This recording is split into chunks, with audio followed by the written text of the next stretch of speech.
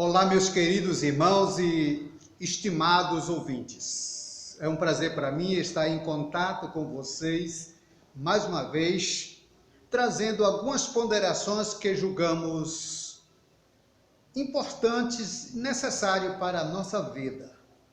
Entretanto, você tem um livre-arbítrio. A Bíblia diz que devemos examinar todas as coisas, retendo o que é bom. E tenho certeza que com a sua capacidade de inteligência, sua capacidade de interpretação, de análise, você pode tirar conclusões importantes para a sua vida. Hoje, gostaria de ponderar com os amados sobre o tema O Deus do Impossível. O Deus do Impossível. E eu quero ler a palavra de Deus lá em Jeremias 32, versículo 17, que nos diz o seguinte: Ó soberano Senhor, grande Deus, Tu, com o Teu grande poder e com a Tua imensa força, fizeste o céu e a terra. Soberano Senhor, nada é impossível para Ti. Nada é impossível para Ti. Este Deus que nós denominamos, que a Bíblia denomina o Deus do impossível, diante daquilo que, humanamente falando, é impossível contermos, é impossível resolvermos, é impossível entendermos. Mas este Deus, o Deus que a Bíblia ensina, ele é capaz de transformar o impossível em possível. O Deus do impossível. Em hebraico, a língua que foi escrito o Antigo Testamento, Senhor é o grande El Shaddai, significa o Deus Todo-Poderoso. Deus, ele é a soberana e a suprema inteligência. A Bíblia nos diz que não há Deus semelhante a este Deus. Não há Deus igual a Deus. Aquele que abriu o mar vermelho, aquele que ressuscita os mortos, como a Lázaro depois de 4 dias de enterrado, aquele que traz de volta a vida, como no caso de Jesus, depois de 3 dias enterrado, Deus traz Jesus de volta à vida. Então, o Deus do impossível, Deus nenhum é semelhante a este Deus. Colocamos aqui em comparação com os deuses da mitologia grega, da mitologia romana, da mitologia egípcia, da mitologia, podemos dizer assim, a mitologia celta, ou qualquer outra ideia, pensamento de Deus criado pela mentalidade humana.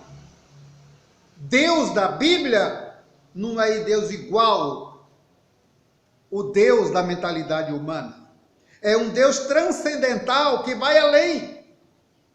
Por isso que nós nos detemos hoje ou paramos para refletir com os amados sobre esse tópico, esse tema, o Deus do impossível. Vamos procurar, através de alguns fatos, de algumas narrativas bíblicas e até extra-bíblica, mostrar que este Deus, realmente, ele é o Deus do impossível. Deus do impossível, ele é o Deus do impossível, porque ele é capaz de transformar, podemos dizer assim, deserto em terra fértil.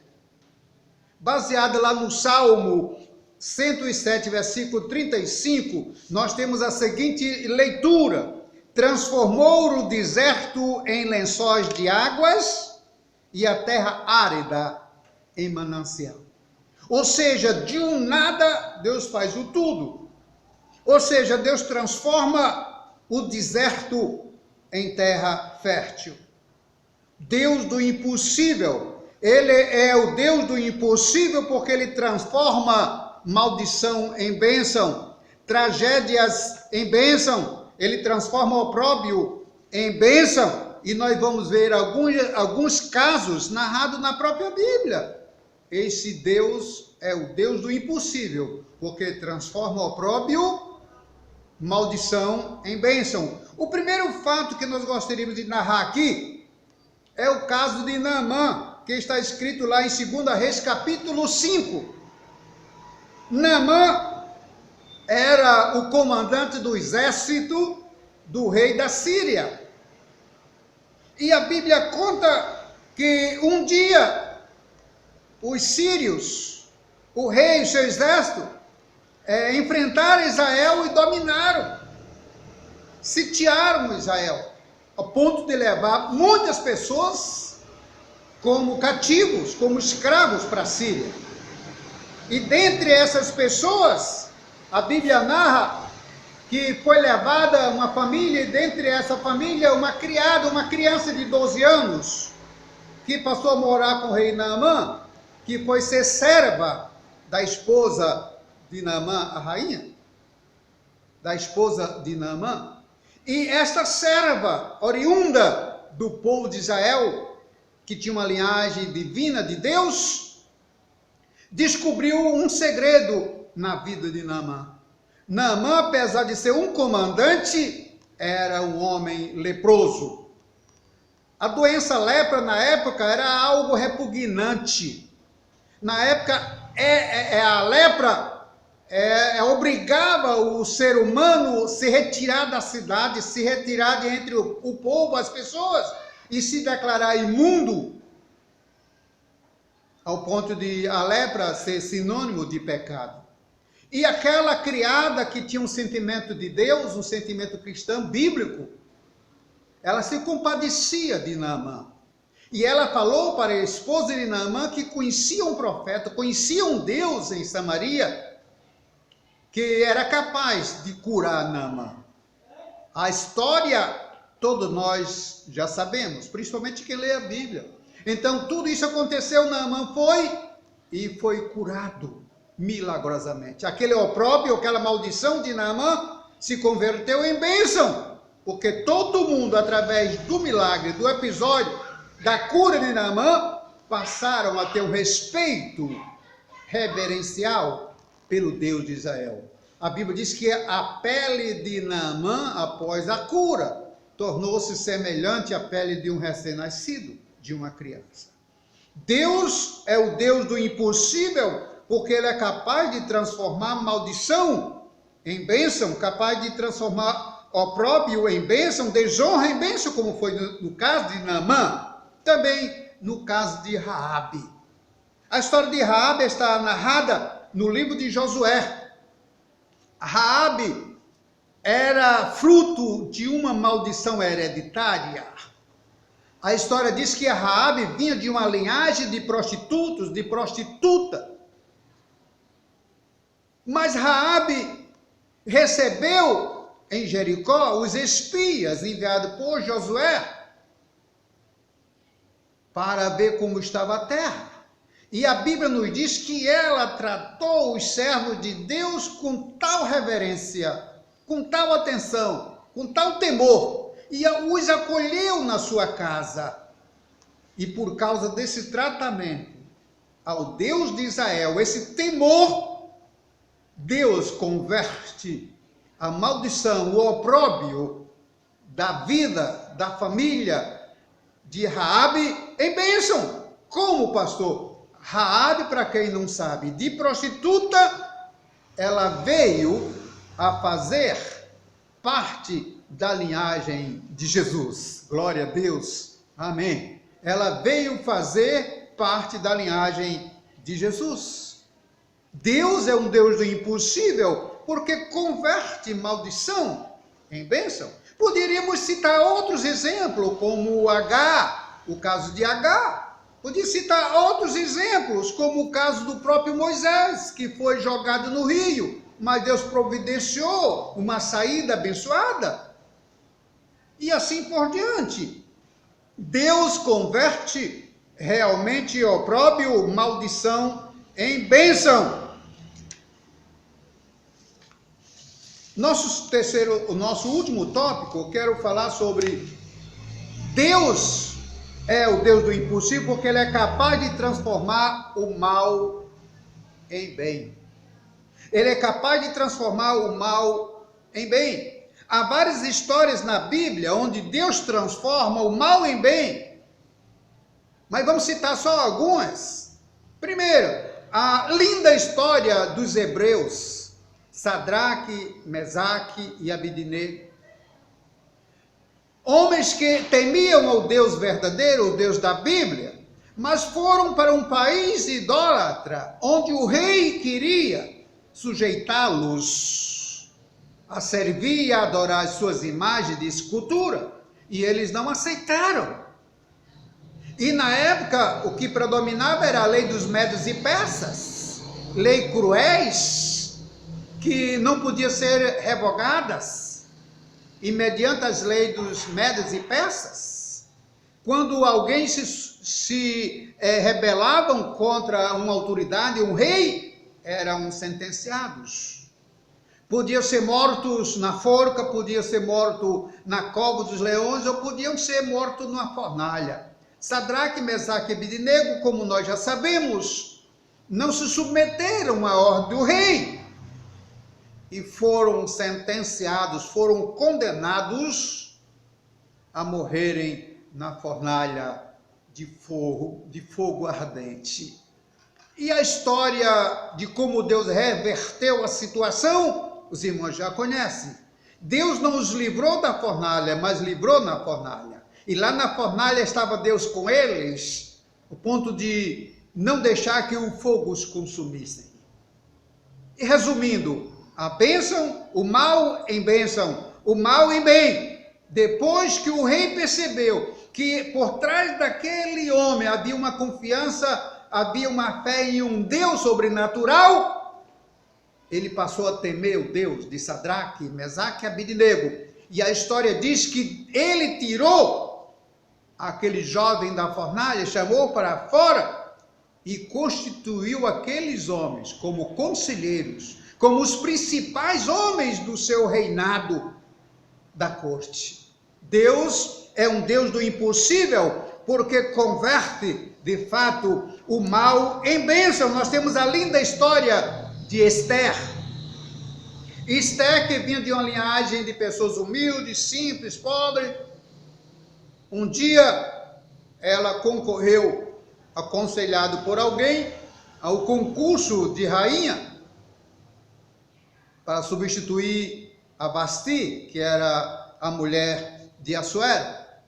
E para a felicidade do povo judeu, ela ganhou e passou a ser rainha.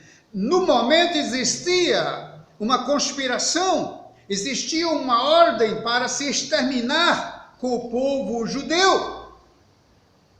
E Esther entrou na luta, e Deus usou aquela mulher e não mais condenaram o povo judeu. Esther realmente cresceu e o nome de Deus foi glorificado. E o povo de Israel foi honrado, o povo de Israel foi exaltado naquele reinado.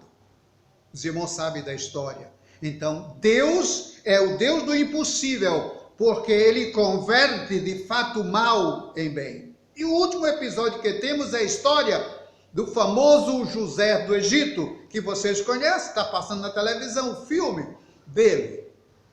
José do Egito, a história de José do Egito. José veio de uma família onde os seus irmãos criaram um ciúme, inveja da vida dele. E os seus irmãos decidiram matar José, decidiram acabar com José por causa da inveja. Então, mas de repente mudaram de ideia, em vez de matar o José, venderam como escravos aos medianitas. Então José foi ser escravo ali, e a Bíblia diz que ele foi um escravo, foi um homem preso onde Deus era com ele. E a Bíblia conta que José cresceu. José nunca se corrompeu, José nunca se depravou, nunca se revoltou-se, mas obedeceu o direcionamento de Deus. E a Bíblia diz que ele foi preso 2 vezes, ele foi seduzido pela mulher de Potifar, mas não cedeu. Ele disse: pecaria eu contra o meu Deus e contra o meu Senhor? Deus era com José, porque José também era com Deus. E a história mostra que José de escravo, chegou a ser governador do Egito, porque tinha no coração de José o temor de Deus, e Deus converteu o mal em bem. Ele mesmo diz lá em Gênesis 50, versículo 21, vocês intentaram o mal contra mim, vocês planejaram o mal contra mim, mas o meu Deus converteu em bem. Glória a Deus, aleluia.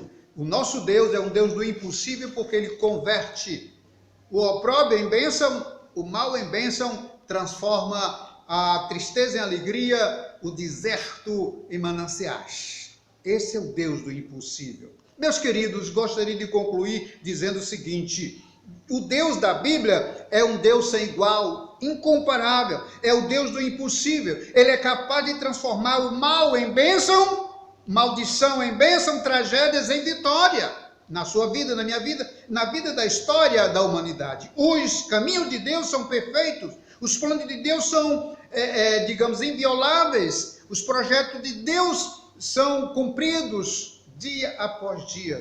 E nós podemos dizer, este Deus é especialista em transformar tragédias em bênção. Às vezes ele permite as tragédias para usar como meio de nos reconduzir a Ele. Nós vivemos uma época muito difícil no Brasil. Deus não se esqueceu do Brasil. Deus não se esqueceu dessa nação. Deus sabe, o clamor do povo brasileiro tem chegado aos ouvidos de Deus.